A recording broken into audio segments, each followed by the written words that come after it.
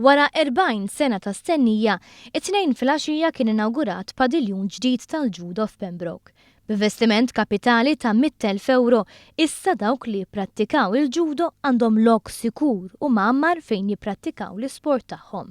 Riftuħ ta' din il-faċilità ma kienx biss ħolma li saret realtà l-Federazzjoni Maltija tal-Ġudo, iżda se tkun ukoll mezz li bih il-Federazzjoni tibda proġett mal-iskejjel tal-madwar li jħeġġeġ iktar tfal u żgħażagħ jidħlu f'dan l-isport.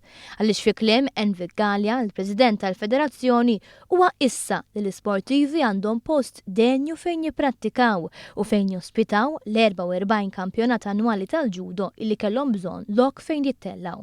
Fl-aħħar nexxielna bis-saħħa ta' għajnuna li kellna minn Ministeru tal-Isport u Sport Malta biex intellaw din it-tinda u minn issa minn għada propjament nibdew paġna ġdida għax għaddejna daqsxejn ta' problemi, konna qegħdin nispiċċaw li ma nistgħux nittrenjaw fil-post l-antik, kien sar perikoluż.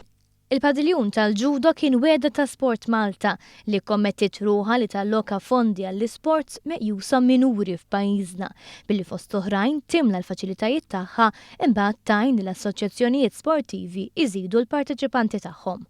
Waqt iċ-ċerimonja tal-inawgurazzjoni tal-padiljun is-Segretarju Parlamentari Chris Agius fisser kif b'din l-istrateġija t'investiment effettiv f'dixxiplini sportivi li kienu minsija fil-passat, pajjiżna jista' jirnexxielu jirrealizza l-ħolma li l-Maltin jirbħu midalji f'kompetizzjonijiet kbar internazzjonali.